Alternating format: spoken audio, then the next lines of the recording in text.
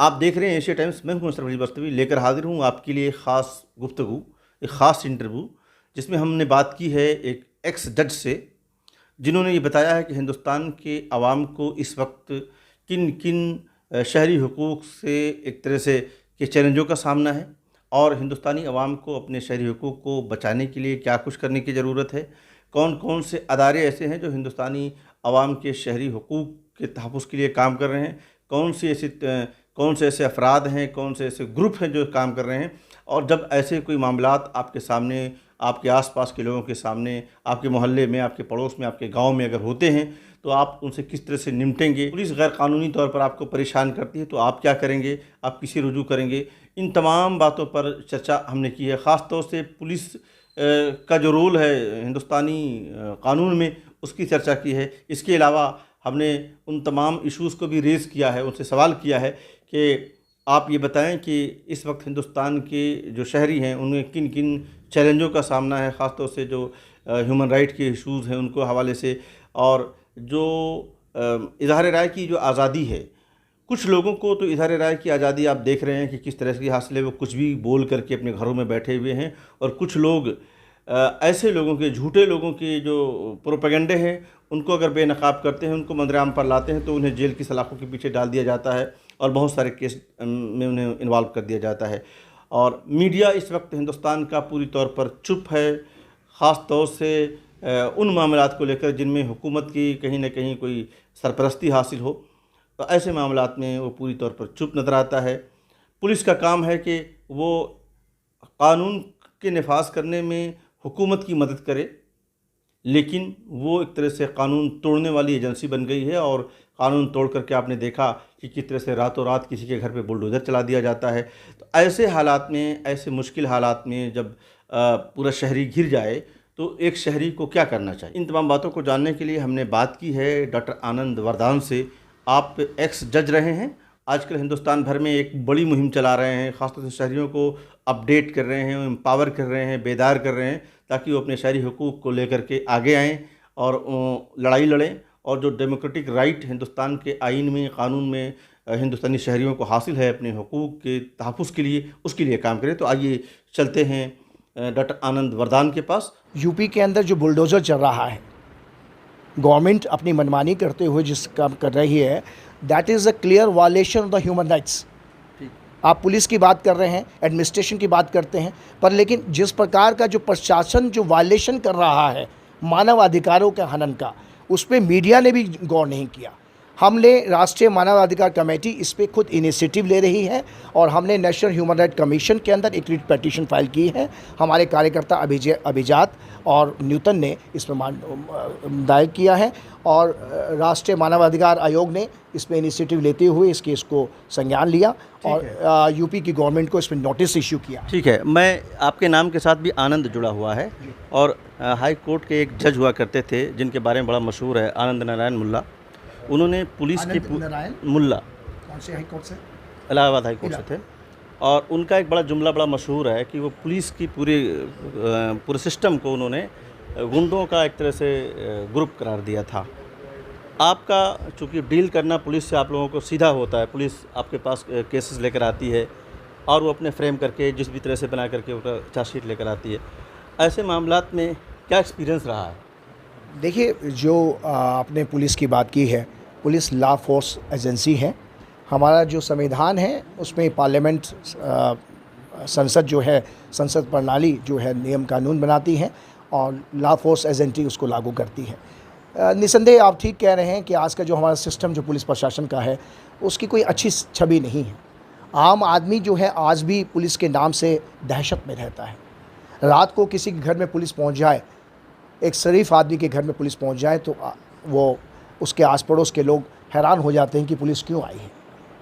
और मिलने के कारण, चाहे उसका व्यक्तिगत हो, उसके कोई रिलेटिव हों, कोई जानने वाले भी हों, पर फिर भी आज एक पुलिस को एक इस नज़रिए से देखा जाता है कि आज भी एक आम आदमी थाने जाते हुए डरता है, भय मानता है। क्योंकि इसका कारण ये है, हमारा जो सिस्टम है, दैट इज़ जो सिस्टम जिसकी आप पुलिस की बात कर रहे हैं, उसमें काफ़ी लूपहोल हैं, उसमें काफ़ी आवश्यकता है सुधार थी। सुप्रीम कोर्ट की गाइडलाइन के बाद देश की जो पुलिस प्रशासन है उसने काफ़ी सुधार किया है, काफ़ी वायलेशन को रोका गया है।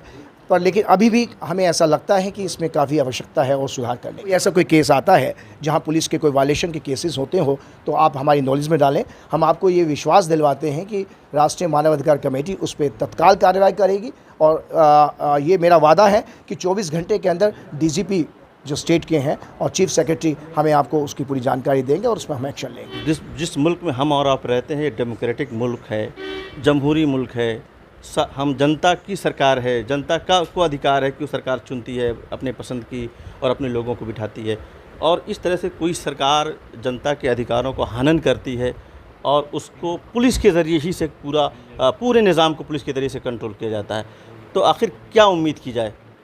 देखिए, आपने बहुत लंबा क्वेश्चन पूछ लिया, तो मैं समझ नहीं पा रहा हूँ कि आपका जो मेन क्वेश्चन है वो क्या है। मेरा क्वेश्चन सिर्फ ये है कि इस वक्त जो हिंदुस्तान के अंदर मानवाधिकार को दबाया जा रहा है, आपकी एक फहरिस्त आपके सामने है कि किस तरह से मानवाधिकार कार्यकर्ताओं को दबाया जा रहा है, तो क्या भविष्य देखा जाए जमहूरियत का? भारत में क्या भविष्य आप देख सकते हैं जब इस तरह की सरकारें दबा रही हैं? नो कमेंट्स बेसिकली, बट मैं इतना कहना चाहता हूं कि अगर आपके कोई नॉलेज में कोई ऐसा वायलेशन का कोई केस होता है तो आप हमारे संज्ञान में दीजिएगा। हम सर, एक चीज़ मुझे बताइए कि आप देख रहे हैं, आप भी अखबार पढ़ते हैं, आप मुझसे ज़्यादा चीज़ों को करीब से कानूनी मामला को देखते हैं, हम लोग तो ऊपर से चीज़ों को मीडिया वाले देखते हैं। ख़बरों में लगातार खबरें तो आपके सामने आ रही हैं कि ज़ुबैर हों, तीस्ता सीतलवाड़ हों, राना अयूब हों, ऐसे न जाने सिद्दीक कप्पन, न जाने कितने लोग हैं, उनके केसेस आपके सामने से गुजर रहे हैं, चार्जशीट के कुछ हिस्से बताए जा रहे हैं, तो इनसे क्या निकाला जाए, मीनिंग क्या निकाली जाए, एक आम आदमी क्या समझे? मेरे दोस्त, जो आप बात कह रहे हैं, आप मीडिया से हैं, आप सब जानते हैं, पर आपकी जानकारी के लिए बता दूं, जुबैर के जो मैटर है अभी सुप्रीम कोर्ट में विचाराधीन है और पटियाला कोर्ट ने अभी उनकी जमानत का दिया है, तो दैट इज़ ए सब जुडिस matter, so I can not give any comments on this issue. चलिए ठीक है, हम आपसे एक चीज़ ये जानना चाहेंगे कि भारत के जो शहरी हैं वो अपने मानवाधिकारों की रक्षा करने के लिए इस वक्त किसी भी हालत में, जब भी हों, जिस भी हालत में, आज जो उनके सामने जो चैलेंजेस हैं, कैसे निपटें, उनको क्या सलाह देंगे, किस तरह से, कौन है उनके मानवाधिकार की रक्षा करने वाला? देखिए, ये आपने बड़ा अच्छा प्रश्न पूछा है कि पहले तो हमें पता होना चाहिए कि हमारे अधिकार क्या हैं, अधिकार और हमारा संविधान हमें क्या देता है। तो इसी सिलसिले में राष्ट्रीय मानवाधिकार कमेटी, जिसका मैं चीफ नेशनल कन्वीनर हूँ, हम लोगों ने एक अभियान छेड़ा हुआ है to protection and promotion of the human rights. That is our motive. Our motive is जो है हमारा, वो जो है सत्य को, सच्चाई को सामने लेके आना, बेगुनाह फंसे नहीं और गुनाहगार छूटे नहीं। तो ये हमारा मोटिव है, इस मोटिव से हम कार्य कर रहे हैं पूरी इंडिया के अंदर, अनेक प्रदेशों में, दिल्ली के एनसीआर के अलावा हम यूपी के अंदर काफ़ी इनिशिएटिव ले रहे हैं, उत्तराखंड में काफ़ी इनिशिएटिव ले रहे हैं कि राष्ट्रीय मानवाधिकार कमेटी जनता के इस संघर्ष में उनके मानवाधिकारों की सुरक्षा और प्रोटेक्शन के लिए हर दिन रात दिन संघर्षरत है और आगे भी संघर्ष रहेगी। आप मानवाधिकार पर काम कर रहे हैं बहुत तेज़ी के साथ, जैसा आप बता रहे हैं कि लोगों को जागरूक किया जा रहा है, उन्हें मजबूत किया जा रहा है, जगह जगह संगठन को और मजबूत किया जा रहा है ताकि संगठित किया जाए लोगों को, उनके अधिकारों के बारे में वो खुद जाने कि क्या है। ये काम करते हुए क्या तजुर्बात रहे आपके, क्या बेसिक थ्रेट है हिंदुस्तान की आवाम को, ख़ास तौर से उनके जो अधिकारों के हवाले से? देखिए, आपने अच्छा प्रश्न पूछा है। जहाँ तक थ्रेट की बात है, मेरा मानना ये है, अगर हम सच्चाई के लिए लड़ रहे हैं और सच्चे हैं, बिना खुदगर्जी के हम काम कर रहे हैं, तो थ्रेट कोई मायने नहीं रखती। थ्रेट तो मुझे भी मिली है। जब विकास दुबे वाला मैटर हुआ तो इसमें मुझे हर जगह से थ्रेट मिली, प्रशासन की तरफ से भी और बाहर से भी, प्रलोभन भी मिले, लालच भी आया, प्रेशराइज़ भी किया गया कि मैं इस इशू को ना उठाऊं। पर लेकिन जब सच्चाई के लिए लड़ते हैं तो उसके लिए कुछ कुर्बानी तो देनी पड़ती है। और जहाँ तक बात है धमकी की, थ्रेट की बात है, और ये थ्रेट किसके लिए है? शरीर की है। शरीर को तो एक दिन जाना है, ये तो मिट्टी है, मिलना तो है, आज नहीं तो कल तो इसको मिलना ही है। तो अगर हम सच्चाई के लिए लड़ रहे हैं तो हमें ये परवाह नहीं करनी चाहिए। अगर हम उस मालिक से, उस अल्लाह से जुड़े हुए हैं, ईश्वर से जुड़े हुए हैं, तो हमें उसका डर होना चाहिए, ना कि किस प्रशासन का, ना किसी लोगों का। ये मेरा व्यक्तिगत मानना है। अच्छी बात आपने कही कि ये हर शहरी को, जो जागरूक शहरी है, उसको अपने हिस्से की जिम्मेदारी निभानी चाहिए, जैसा कि आप कर रहे हैं और करने का आपका एक कमिटमेंट है। मुझे बताइए कि हिंदुस्तान में जब पुलिस एक्ट लागू किया गया, अंग्रेज़ों ने 1857 की पहली जंग आज़ादी जिसे हम कहते हैं, उसके नाकाम कर देने के बाद हिंदुस्तानियों को उनकी सबक सिखाने के लिए, उनकी उस आज़ादी की लड़ाई को दबाने के लिए कहा जाता है कि पुलिस एक्ट जब भी आया और उसके बाद से वो जो रोल पुलिस का दिया गया वो आज तक उस एक्ट के तहत एज इट इज़ बाकी है। आज भी उसी एक्ट के ज़रिए से पुलिस तैयार होती है, पुलिस की ट्रेनिंग होती है, पुलिस को उसी माइंडसेट से तैयार किया जाता है। तो आज़ाद हिंदुस्तान की पुलिस तो ये नहीं कही जा सकती जिस माइंडसेट से ग़ुलाम हिंदुस्तान की पुलिस तैयार की जा रही थी, और आज आज़ाद हिंदुस्तानियों पर उनका उसी तरह से नफाज किया जा रहा है। आपने बड़ा अच्छा क्वेश्चन उठाया है कि आज भी हमारा जो ये जो सिस्टम चला आ रहा है पुलिस का, पुलिस मैनुअल है या दूसरे जो भी बता रहे हैं, CRPC में अभी अमेंडमेंट हुआ है, पर लेकिन अभी काफ़ी कुछ इस पुलिस प्रक्रिया में, प्रशासन में जो ग्रास रूट लेवल पर है, काफ़ी सुधार की आवश्यकता है। और माननीय सुप्रीम कोर्ट ने पहले भी संज्ञान लिया है इस क्षेत्र में और आज भी इस पे ले रही है। और मैं आपकी इस बात से सहमत हूँ कि आज हमारा जो पार्लियामेंट्री सिस्टम है, इसको देश को, सरकार को इसमें कुछ अपना इसमें अमेंडमेंट करना चाहिए, क्योंकि ये सब कानून थे ये उस समय आज़ादी से पहले के थे, अंग्रेज़ों के द्वारा बनाए हुए थे और एक तरह से जो क्रांतिकारी थे उनको दबाने के लिए थे। आज हम एक आज़ाद भारत के हम नागरिक हैं और हमें देश को आज़ाद हुए आज लगभग 75 साल हो गए हैं, तो आज भी हम अपनी बात को खुल के नहीं कह सकते। पुलिस के बारे में जब बात होती है तो सोसाइटी में एक बात बहुत ज़्यादा उनके हिस्से में आती है कि उन्होंने इनकाउंटर किया। उत्तर प्रदेश में आपने और हर जगह पर आपने देखा होगा, जब इनकाउंटर होता है तो साथ ही दो बातें कही जाती हैं। सिस्टम कहता है कि हमने कुछ आतंकी और कुछ गुंडे मवाली लोगों को हमने उनको इनकाउंटर किया, वो भाग रहे थे, ये हो रहा था। उनकी एक कहानी होती है पुलिस की। दूसरा तबका मानवाधिकार आयोग, मानवाधिकार से जुड़े जो कार्यकर्ता हैं वो सवाल उठाते हैं और आगे चल कर के मानवाधिकार के जो लोग हैं, जो उनका सवाल होता है वही सिद्ध होता है कोर्ट में जा कर के, और ये बार बार हो रहा है, लगातार हो रहा है। उसके बावजूद इस तरह की छूट और ऐसे मौक़ों पर जब सवाल किया जाता है उस वक्त की हुकूमतों से जो जिनके अंडर में पुलिस आती है, तो उनका एक ही जवाब होता है कि हम पुलिस के मनोबल को डाउन नहीं होने देंगे।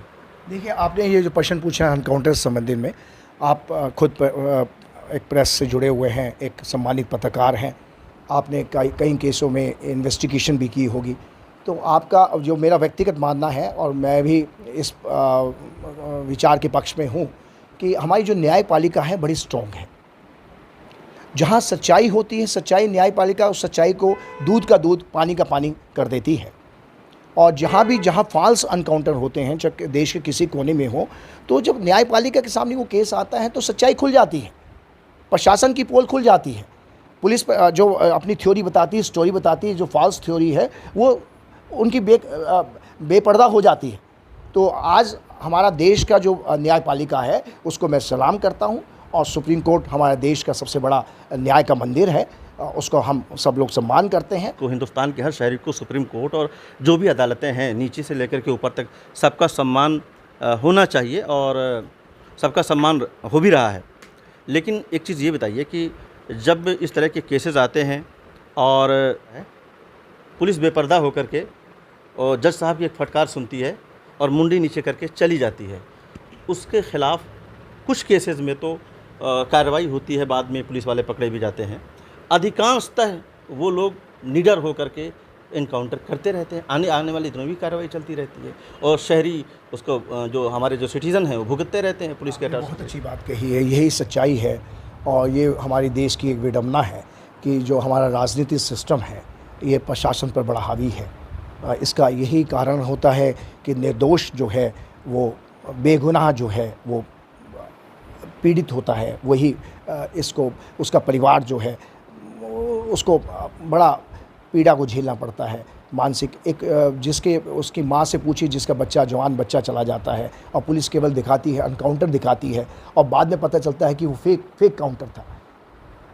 तो वो पुलिस ने तो काउंटर कर दिया, शासन उसको कंपनसेशन दे सकता है, पर लेकिन उसकी जान को, उसकी कीमत को वापस तो नहीं ला सकता जो बेकीमती है। तो इसीलिए मैं भी आपकी बात से सहमत हूँ और हमें इसमें आवश्यकता है कि देश के प्रशासन, जो ये पुलिस का जो एनकाउंटर सिस्टम है, इसमें हमें कुछ नया करना चाहिए। ये मेरी देश की भारत सरकार से भी मांग रहेगी और हम लोग वक्त आने पर ज़रूरत पड़ेगी तो एक पब्लिक रिट पिटीशन भी हम फाइल करेंगे सुप्रीम कोर्ट में कि इन जो फेक एनकाउंटर्स है इस पर काउंटेबिलिटी डिसाइड की जाए कि जो भी संबंधित जो भी इन्वेस्टिगेशन ऑफिसर है जिसने उसको फॉल्स या जो भी किया है उसके खिलाफ 302 के मुकदमे दर्ज किए जाएँ और 302 के तहत उसको पनिशमेंट दी जाए। और मुआवजा केवल कंपनसेशन एक सोल्यूशन नहीं है इस बात का, और जिससे कि आने वाली जो दूसरे और जनरेशन है वो भी उसमें सबक लें और सबक लेके इस पर कार्रवाई की जाए। बहुत बहुत शुक्रिया डॉक्टर साहब, आपने बहुत ही कीमती वक्त दिया मुझे और हमारे सवालों का जवाब देने की कोशिश की, और हम चाहेंगे कि जनता तक आपकी बात हम अपने चैनल के माध्यम से जनता तक पहुंचाएं, ताकि जनता जागरूक हो अपने अधिकारों के हवाले से, और जो डेमोक्रेटिक राइट हमें मिला है हर शहरी को, उसके ज़रिए से अपने हक को वसूल कर। बहुत बहुत शुक्रिया। Thank you very much. मैं आपके द्वारा, आपके चैनल के द्वारा से जनता से अपील करना चाहता हूं कि किसी के साथ भी राष्ट्रीय मानवाधिकार कमेटी उनके संघर्ष में उनके किसी प्रकार का माइनस ह्यूमन राइट का वायलेशन होता है तो वो हमसे संपर्क कर सकते हैं। मेरा व्हाट्सएप नंबर है, कभी भी कोई भी देश के नागरिक कोई भी पूरे भारत में कभी भी मुझसे संपर्क कर सकते हैं।